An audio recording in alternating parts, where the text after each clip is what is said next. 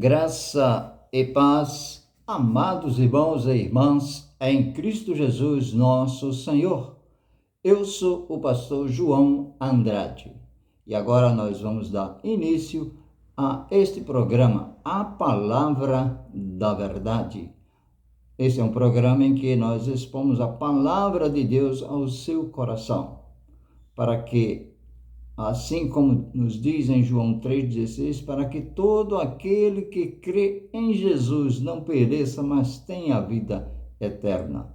E por isso que nós estamos pregando a palavra de Deus. E nós vamos ler nesse instante, na carta aos Romanos, no capítulo 5. Vamos ler os versículos de 5 a 11. Que nos diz assim a palavra de Deus. Ora, a esperança não confunde, porque o amor de Deus é derramado em nossos corações pelo Espírito Santo, que nos foi outorgado. Porque Cristo, quando nós ainda éramos fracos, morreu a seu tempo pelos ímpios. Dificilmente alguém morreria por um justo, pois poderá ser que pelo bom alguém se anime a morrer. Mas Deus prova o seu próprio amor para conosco pelo fato de ter Cristo morrido por nós, sendo nós ainda pecadores. Logo, muito mais agora, sendo justificados pelo seu sangue, seremos por ele salvos da ira. Porque se nós, quando inimigos, fomos reconciliados com Deus, mediante a morte do seu Filho, muito mais, estando já reconciliados, seremos salvos pela sua vida. E não apenas isto, mas também nos gloriamos em Deus por nosso Senhor Jesus Cristo, por intermédio de quem recebemos agora a reconciliação. Deus, nosso Pai, aplique a porção da sua santa palavra em nossos corações. A mensagem para este momento tem por título Livre da Tribulação. Tribulação na Bíblia significa a ira de Deus.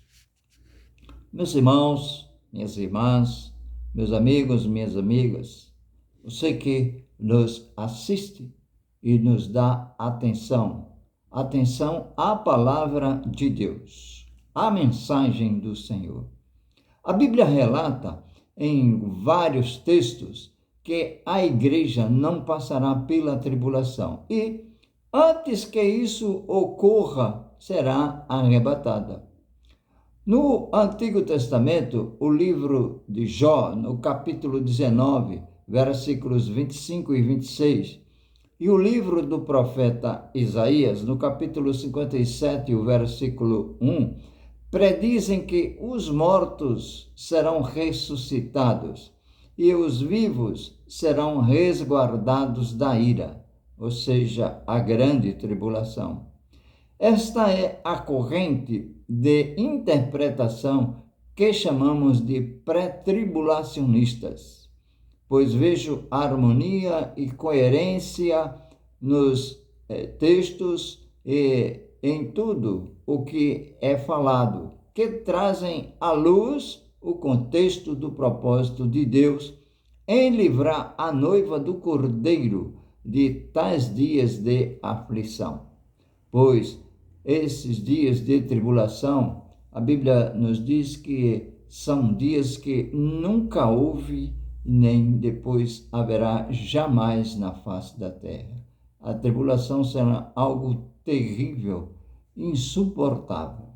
Dores e angústias sem precedentes acontecerão na terra por ocasião do tempo da grande tribulação. A salvação da ira vindoura. Em 1 Tessalonicenses, no capítulo 1, versículos 9 e 10, nos diz assim a palavra de Deus: pois eles mesmos, no tocante a nós, proclamam que repercussão teve o nosso ingresso no vosso meio, e como, deixando os ídolos, vos convertestes a Deus para servirdes a Deus, Deus vivo e verdadeiro, e para aguardardes dos céus o seu Filho, a quem ele ressuscitou dentre os mortos, Jesus, que nos livra da ira vindoura. Nesse texto, nós entendemos que aquelas pessoas, enquanto adoravam ídolos, os tessalonicenses não tinham esperança alguma. Estavam perdidos, desesperançados, né? Esta é a verdade. Então, eles procuraram o quê? A continuar no que estava. Mas depois que creram no Deus vivo, passaram a ter uma viva esperança, conforme está lá em 1 Pedro, no capítulo 1, versículos 2 e 3. Em 1 Tessalonicenses 5, de 8 a 10, a palavra de Deus diz assim: nós, porém, que somos do dia, sejamos sóbrios, revestindo-nos da couraça, da fé e do amor, e tomando como capacete a esperança da salvação. Porque Deus não nos destinou para a ira, mas para alcançar a salvação mediante nosso Senhor Jesus Cristo, que morreu por nós, para que vigiemos, quer durmamos, vivamos em união com Ele. Sei que estudiosos, sérios e conceituados da Bíblia não apresentam um consenso quanto a essa questão e não pretendo fazer disso uma prova de comunhão nem espiritualidade, mas creio que a igreja será arrebatada antes do tempo da tribulação, mediante a palavra de Deus. É aonde eu me baseio, é na palavra de Deus. Por isso que vos transmito esta verdade. Eis os motivos para tal convicção.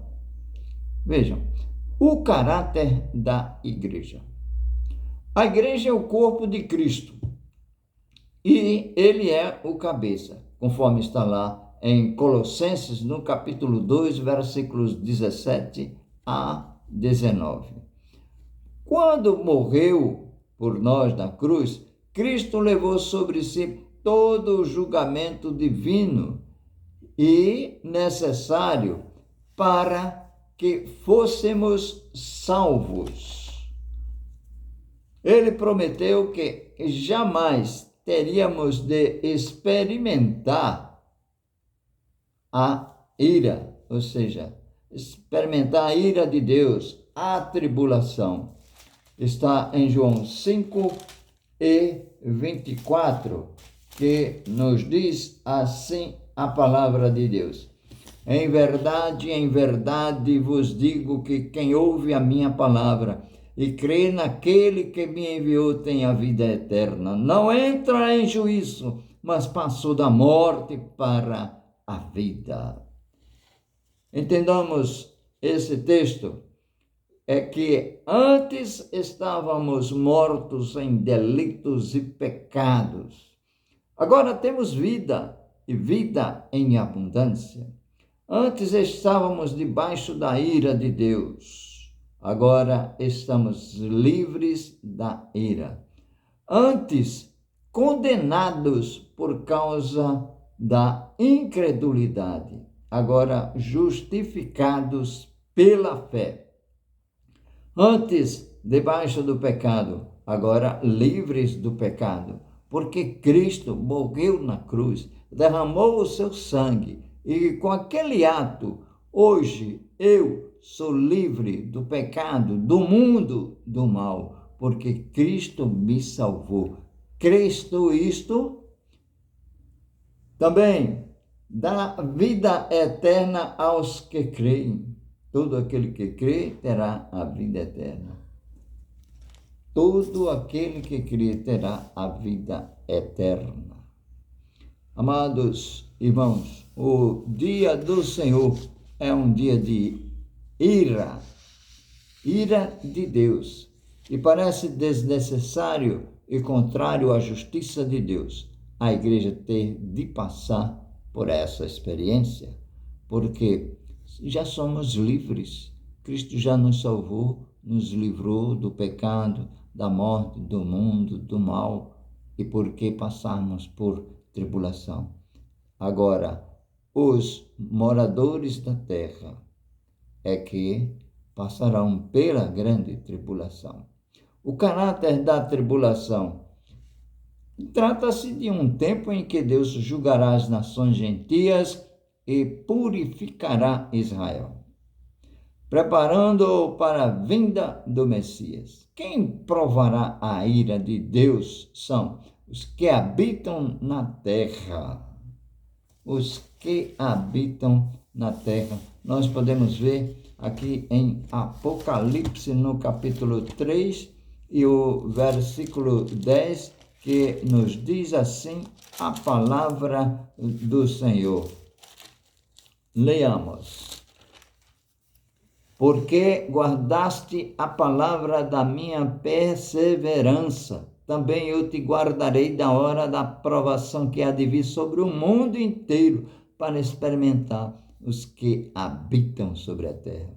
Venha sem demora, conserva o que tens, para que ninguém tome sua coroa. Aqui está mais uma prova de que a igreja não passará pela grande tribulação, porque o Senhor Deus diz: porque guardaste a palavra da minha perseverança, também eu te guardarei da hora da provação que há de vir sobre o mundo inteiro, para experimentar os que habitam sobre a terra.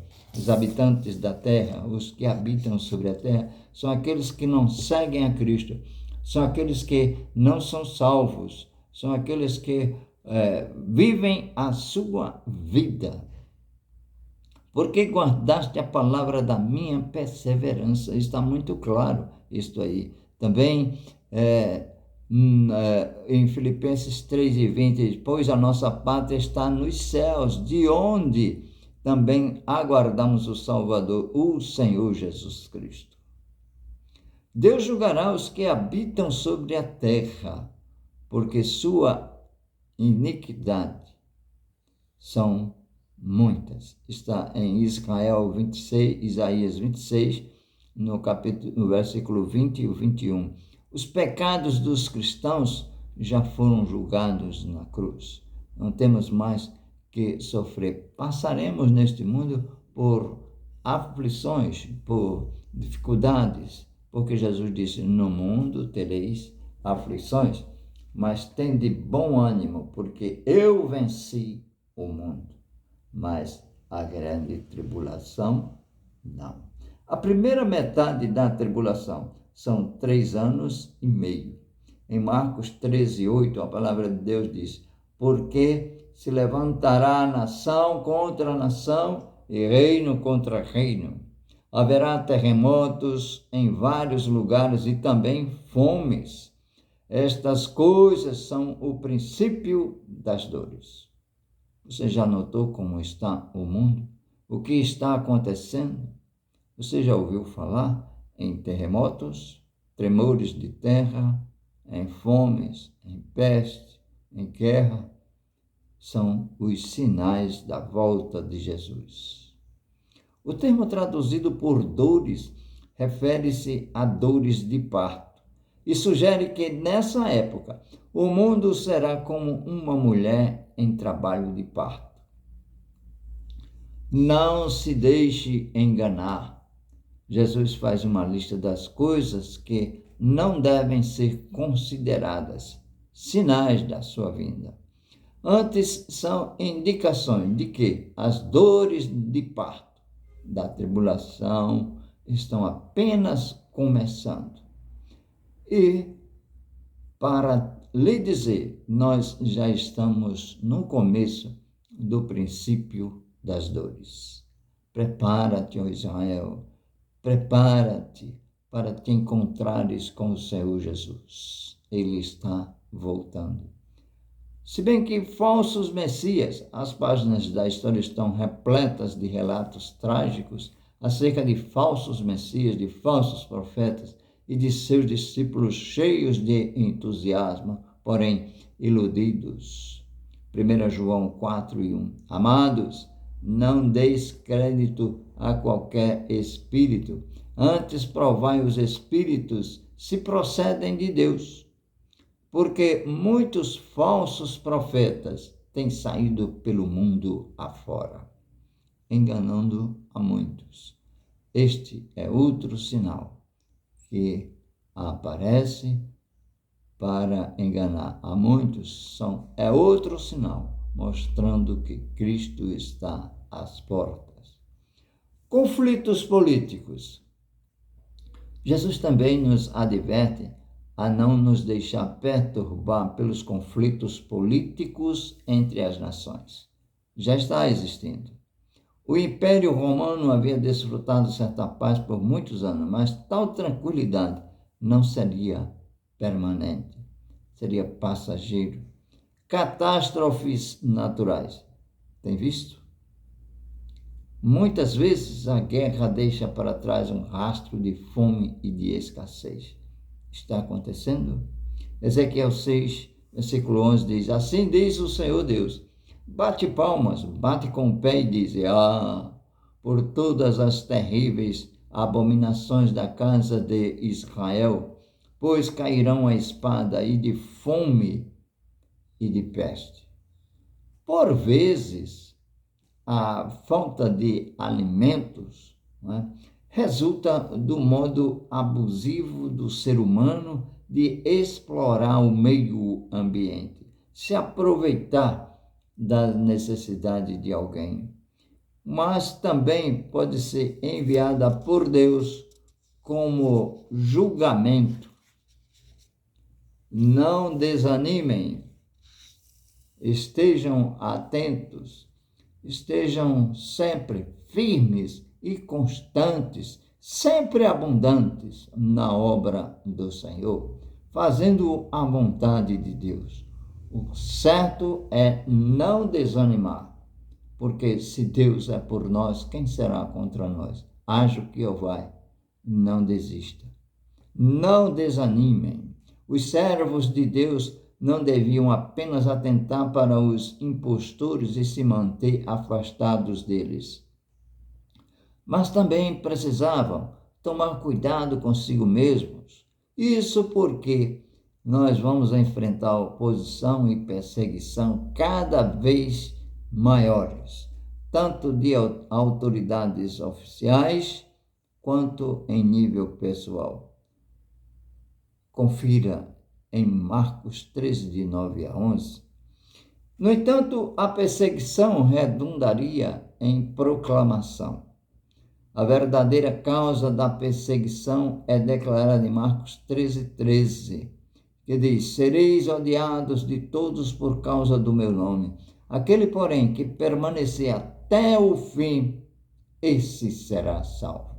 Por isso que eu disse antes, não desanimem, sejam persistentes. Hoje em dia é possível pertencer a qualquer um dos grupos religiosos esquisitos que existem por aí e não sofrer tanta oposição dos amigos e familiares, mas no instante que mencionamos o nome de Jesus e que falamos do Evangelho, alguém sempre começa a opor-se a nós. O nome de Cristo ainda é odiado, mas é este nome que salva e que conduz para o céu. O embuste satânico se estenderá até o final e falsos cristos, bem como falsos profetas, farão o povo desviar-se e chegarão a realizar milagres para enganar a muitos. Em Mateus 7, 21, 23 e 2 Tessalonicenses 2, de 9 a 12. Tamanha será a dissimulação desses milagres que até mesmo os eleitos serão tentados a crer nas mentiras dos falsos profetas. Eles estarão mentindo, enganando a muitos. O período de tribulação chegará a seu auge com a aparição de sinais aterradores nos céus e o caos mundial. Está lá em Lucas, no capítulo 21, de 25 a 26. Veja o que diz. Haverá homens que desmaiarão de terror e pela expectativa das coisas que sobrevirão ao mundo, pois os poderes dos céus serão abalados. Esses sinais preditos pelos profetas prepararão o caminho para a vinda de Jesus Cristo à terra.